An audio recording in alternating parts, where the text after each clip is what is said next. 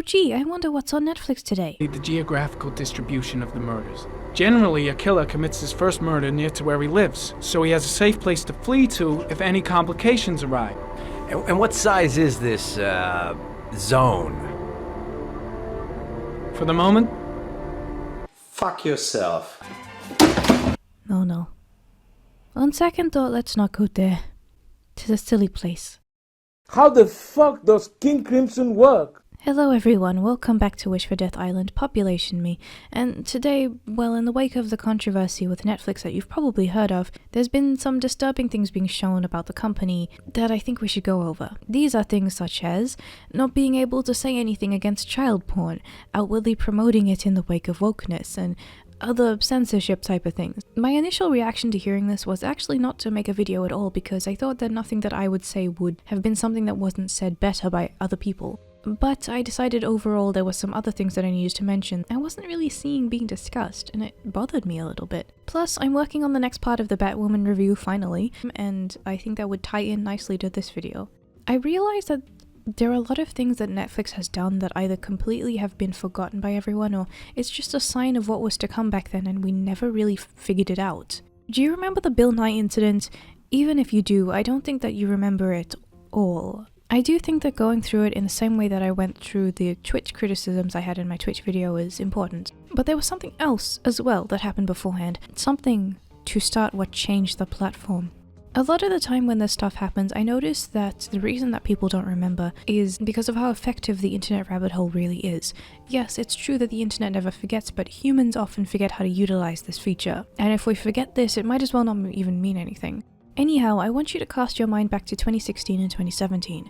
Netflix still had a rating system back then. This was useful because, obviously, you could see what other users were saying about the movies and the reviews in the comments. If a movie was really bad and false advertising, you would find out. But then, something happened. A big fat leather-clad truck crashed into the windows of good tech design and left several spaces of emptiness in its place. This leather-clad thing was a good old elephant in the room, Amy Schumer. She'd been on a downward spiral, I guess ever since she started making comedy, and had been growing more egocentric and snobbish while still trying to maintain her edgy, gross comedian image. But the leather special was so bad that she ended up angering the fans that she had left. One was the jokes. These didn't have any punchlines, they were just her making obnoxious faces and obnoxious noises. The second thing was the political nature of it. She could go from talking about how she loves men coming on her face to how much her vagina stinks, to talking about gun control and women rights in the most vapid way possible. Seriously, this makes BuzzFeed look like a dissertation. Honestly, with the state of universities these days, that doesn't really mean much. But she also squeezed herself into a tiny leather hacky sack and tried to act like it wasn't screaming in pain as it ripped apart like a peasant on a medieval stretching rack whenever she moved. But the point is, the special was so bad that it got really bad ratings, and Schumer reached for the media to help her spin the narrative that it was alt-right trolls. The main criticisms were true, honestly. She stretched out her material to an hour when it wasn't even worth half of that. Some of the jokes were so disgusting that it just made you feel bad when even hearing it. No, all these criticisms were from alt-right trolls, and this was a campaign to put women down. This was already kind of coming alongside another controversy where Schumer had pressured Netflix to give her more money since her male counterparts got more. You know why they made more? Because people actually want to listen to them. As someone who grew up watching stand-up and is an avid Carlin fan, I have a lot to say about female comedians and how disappointed I am in the way that I guess they present themselves in the industry, especially as a female myself, obviously.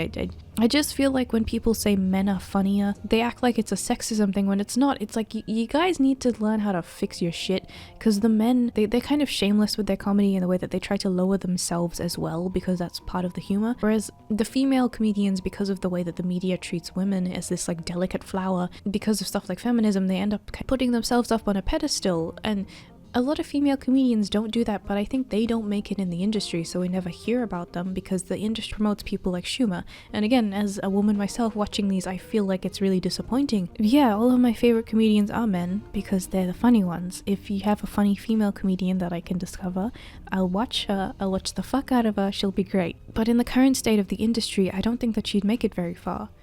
Anyway, this is not the video to do this in, but as you can tell I have a lot of thoughts on this. But the campaign to smear the reviewers as alt-right trolls actually didn't go very far. People just left their comments saying, "I'm a woman and I hate this." So really there was no excuse, but you know the mainstream media would never listen to them anyway. Netflix removed the rating system entirely. I might just, as a small tangent, don't you notice that since 2016 onwards, there's definitely been an uptick in the success of the "I found this bad movie on Netflix" type of video? Like, you'll not believe the bad horror movie Netflix has on their website this time and stuff like that, because Netflix removed the ability for people to comment on it directly on Netflix, so now people have to do it elsewhere, and I think there's been a really big interest in that kind of thing. I think those videos do pretty well from what I've seen, and I enjoy them quite a lot. But the point of this is Netflix caves to the pressure, and they've done this for a long time. However, at the time, I think that despite people finding it frustrating, there was this kind of air of, well, you know, companies always fall to the pressure once or twice, but it's honestly fine, so we thought that they'd be stopping. They wouldn't be caving to everything. Well, that was wrong. We get to the second thing that happened in this period, which is the Bill Nye Gender and Sexuality Special that I mentioned prior. This was mocked mercilessly at the time, and rightfully so. Look, if it was just a special on how people should express themselves the way that they want to and try to discover who they really are, as long as they don't hurt themselves or other people, I wholeheartedly support this. I really do. But this isn't what we got. It was an outright denial of science. It painted some political narratives over the top of what they wanted you to think was a biology lesson. It was some of the cringiest shit I've ever heard in my entire life. Politics shouldn't be muddying science. For a show that generally had really good stuff like Bill Nye the Science Guy in its original form, it was really insulting to everyone who watched it as well as the show itself. It was an ideological nightmare. But to top it all off, some actress from something that I've never watched and never cared about did a song that became my sleep paralysis for like a month afterwards. This enemy stand user looking ass sang about her vagina in a very Schumer-esque way. Now, this alone was terrible, but I do believe that things like this should be allowed to exist because of freedom of expression, as long as other people have the ability to counter this with their own speech. I do think that all of these things should be allowed to coexist because that's how conversation happens. And on the surface, you might think that that was the case because they made a really cringy thing and then people online talked about how terrible it was. The problem is that Bill Nye the Science Guy was already on Netflix and contained an episode about gender that contradicted the cringe fest. So what did they do? They secretly removed that segment on gender from the episode without telling anyone. This is really creepy. This is reminiscent of, if you also remember, the YouTube Heroes announcement that had that feature which allowed users to censor one another, and you know, the more videos you reported, the higher level you would be. And then people said it was bad because it was. The YouTube staff edited the announcement video without telling anyone to make it look like it had said something different. Netflix did kind of the same thing. They just secretly censored it as if it never happened. They kind of fused together the other sections to make it look like no gender one had ever existed. I don't even know where the gender segment went. I was a little anxious about the fact that people forgot about the Bill Nye thing because I think it's setting a precedent for what might happen in the future. Our reaction kind of shows that they can get away with chopping and changing these things and promoting this stuff because we've all destroyed our attention spans. Okay, look, especially with stuff that's happening right now with the censorship of Fawlty Towers and the censorship of Golden Girls, it's still terrible, but at least they're being transparent about it. I mean, I guess you could say that's even worse because our society has kind of progressed to the point where outwardly saying that you're censoring shit when you used to hide it before is showing that we're okay with censorship now and it's bad, but on one hand, you could say that. On another hand, you could say that at least we know what they're doing now. Back then, they probably would have censored Fawlty Towers and Golden Girls anyway, without telling anyone, and both of the reasons are stupid. Fawlty Towers is just making fun of an ideology, not promoting an ideology. Golden Girls wasn't even doing blackface, they just had shit on their faces. And people took it as blackface because people are retarded. And let me just tell you, as someone who's a Fawlty Towers fan and has grown up with the show, I am so glad that I have a physical copy. Anyway, Cuties. Cuties is this movie about an 11-year-old girl who joins a twerking class of other 11-year-old girls because she wants to find herself and thinks that sexualizing herself or being manipulated into doing so is the way to get to that point. Now, usually dance movies targeted towards children, the dancing is more innocent, even with those teenager ones. It's like, I don't like those movies in general because I think they're boring, but they've never been particularly inappropriate. This, however, is just twerking. It's just twerking in the most revealing outfits. It's gross. Satire or not, it's gross. And I'll talk about the satire in a bit. I'm not one of those think of the children people. I'm not one of those kind of people because I think that children shouldn't be raised in bubble wrap. And if anything, I hate how people using think of the children as a way to censor adults, or censor things that children wouldn't even be watching in the first place, has kind of circled back around to people openly promoting child porn. And other people using the think of the children crying wolf kind of argument to stifle the criticism of child porn. It's disgusting.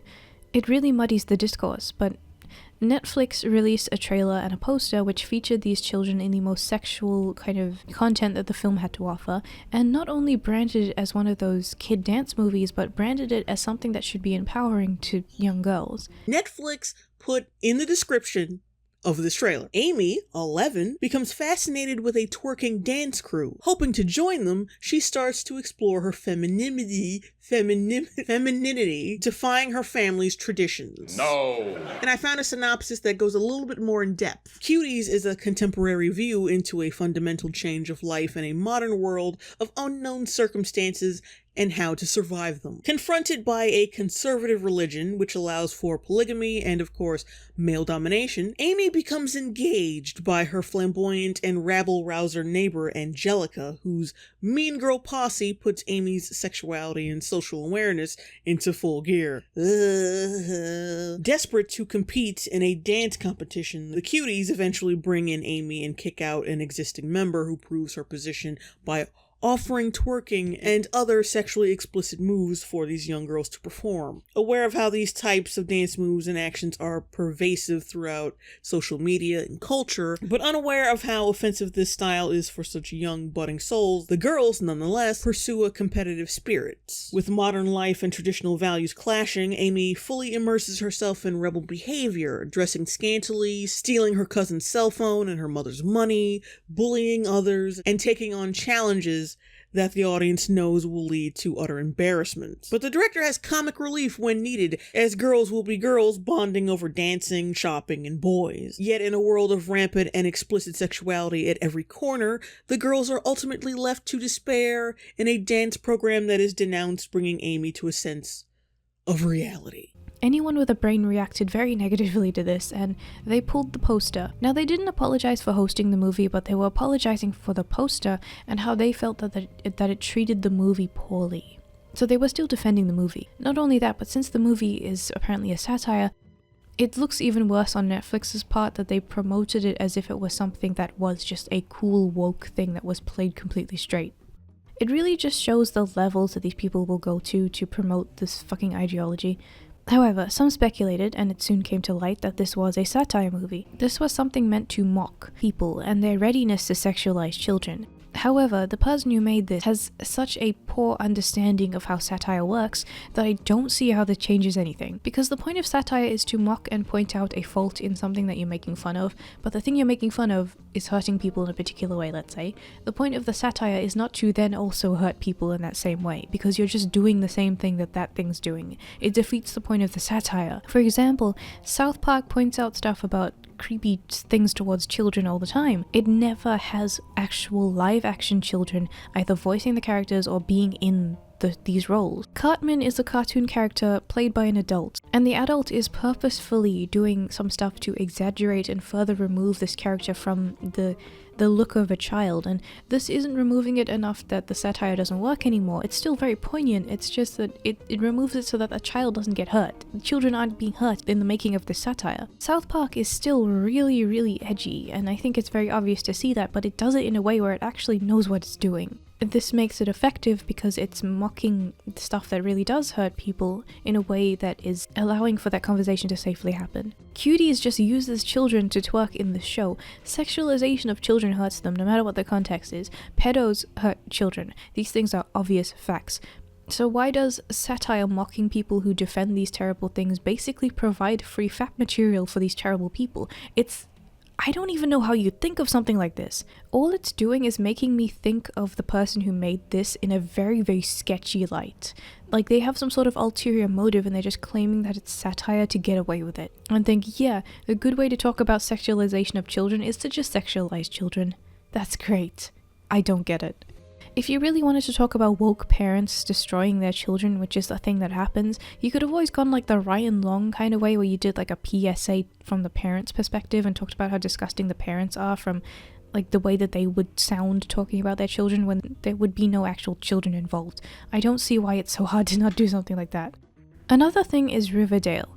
I've now discovered how terrible Riverdale really is, but beforehand I knew it was bad but never watched it because I didn't care. However, the reason that I am now caring and bringing it up is because I discovered that in the show, the main character, a male high schooler, falls in love with a female teacher, an adult.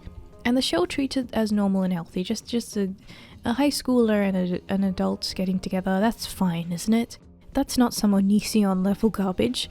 What would happen if the teacher was a male and the student was female? Would that be okay? Why is that okay? Why is that not okay but the female predator is okay? Netflix, like the CW, has been fucked up with this stuff for a while now, and I want you to remember that, because we don't remember it enough. And this Riverdale mention was really brief. Like, I guess I could do a full review on it one day, but it was really brief because I wanted to kind of reiterate that point. You need to remember this stuff because there will be more fucked up stuff from Netflix in the future, and we need to realize that this is a pattern. However, the really important thing was that this was followed by a person asking Netflix if Netflix can make a statement about child porn and all that stuff. Netflix gives them a non-answer. A simple yes or no would have sufficed in saying, do you support child porn? But no. They also bring up religion. Do you support pedophiles? We respect all religions. Okay. Hey, anything that you are thinking about with the implication of that statement is not from me. Netflix is the one who said that. I didn't say shit. Anyhow, this brings up an obvious issue. When did this shit flip around? We're living in a reality now where saying a political statement is a must-have because otherwise you get cancelled by the wokies on Twitter, and people also say that these political statements aren't even political when they clearly are. Yet saying obvious statements like child porn bad is too political and divisive now, as if the idea of child porn being terrible isn't a political thing. It shouldn't be owned by a political party. It's a universal fact, and it always will be, that child porn is bad. How the fuck did saying some political statement that is overtly political and belonging to a political party is totally non-political, but saying that child porn is bad is something that you should really think about because you don't want to offend anyone? What the fuck? These things, human rights, should be universal. Why is it that they're divisive now? It's completely backwards. Whatever happened to head-on apply directly to the forehead? Look, regarding advertising, I do watch stuff on advertising. I think it can be an art form. I have a Grew and Transfer book. I do think that ads should be creative, but they have to stick to the point as well. They used to be in that kind of golden zone where they were funny and cute and sometimes cringy, but honestly pretty innocent and charming, but also to the point and still selling a product. They weren't politics involved, so it was timeless. Now they're just the complete opposite, and the companies have just followed suit with the way that they treat their employees. Now, I know that they don't actually care. None of these companies care. They just want you to buy their shit. But how has this become acceptable? And not only that, but this is a really retarded way to view things because no one wants to buy your shit when you're just making it about politics instead of the product. If I want to buy soap, I don't want to buy an ideology while I buy the soap. You know, speaking of inversions, I stan Yuri Bezmenov and all of the things that he has to say. It's great. But they probably wouldn't allow him on Netflix because of the ideology, but they allow child exploitation, so I guess that tells you more about Netflix, doesn't it? Honestly, I'm just gonna link a bunch of stuff from him in the description because I think it's more important now than ever. I do believe that there should be platforms where these movies that use these ideologies can exist as long as they're not harming anyone, like I said before. I do think that something like Netflix in its most ideal form would have a movie that someone made from an ideology, and maybe a movie someone made countering that ideology, then a movie with no ideology, just like everything. Every form of speech, as long as it's a form of speech, because speech is important, and I think that having those things coexist is a good thing because that shows that people have the freedom to choose what they watch on their own and discover the truth on their own. But that's obviously not what's happening, and that's not what Cuties is. I know most people watching this know this. I'm sorry if I'm just stating the obvious and it sounds patronizing to you. I'm not trying to do that, but I feel like a lot of people are pretending that this isn't obvious, and it's disturbing to me. I had to make that statement just to make it known.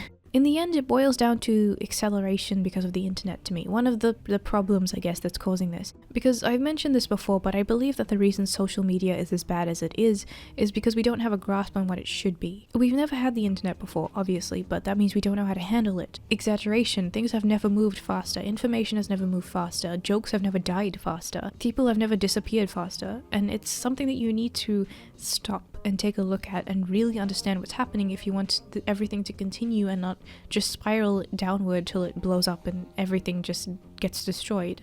All of these things that social media are doing and the way that they currently exist are just making people so much more exaggerated in everything they do, which means that they get more upset easily, they go to violence more easily. These stupid lies spread easily, and the people who are controlling it hide the truth because we've never had this much information before, but we don't know how to use it, and we don't know how to validate it, we don't know how to verify it, we don't know where to start, and this has allowed people who don't have the best intentions to pretend like they do so that they can gain control of what we see. Social media needs to be relooked at and revamped, and the way that we process information does as well. Our attention spans have been affected by it as well. Not only that, but I think one of the biggest things is that there's always been a generational gap between old and young. There always has been.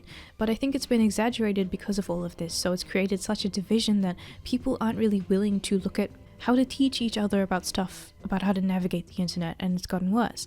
If you as an older person watching this have a big gap in your knowledge about the internet because you've never dealt with it before, how do you really warn or teach someone about dangerous things regarding the internet? How do you help them keep safe when you don't know about it? And if you're a younger person who's watching this, how do you explain to an older person anything about the internet when you've never had to explain it before? You never had to look at it from an outside perspective, you've always grown up with it. How does any of this work? I think that slowing stuff down at least a little bit to figure it out, it's very important to understand how to attack any of this. Now, look, this is my personal perspective. I've barely crossed over the threshold of 20, so I don't have the perspective of someone who's 30 or 40 or older, or even 22. I don't have that perspective. So I could be rambling about nonsense. Anyway, that's my 2 cents on it. It's weird because I usually do come across as more black-pilled or like depressed when I end these videos, but I think I just came across as more analytical. Anyway, the new Batwoman review should be coming soon. Another thing is that I made a subscriber star. I thought it was inappropriate of me to make this beforehand because I didn't want to do it while people were like dealing with all of the stuff like COVID and all that other stuff, but I think that it's kind of okay for me to do it now. I'm not using Patreon because they're in a very, very shitty situation right now with censorship and I don't want to support it. But basically, no matter what you give me, you're going to get all of the rewards. There's no reward tier. Everyone just gets everything. People have asked me to do like guided meditation and fairy tale readings, like bedtime stories and stuff, and I've been working on that. And you get each of those a month, and then this next 2 months is just going to be me trying to figure out what else I have to offer, so just like sit tight regarding that. But if you do want to support me, I really appreciate it, and you can find more about that on Subscriber Star itself. Anyway, I'm off.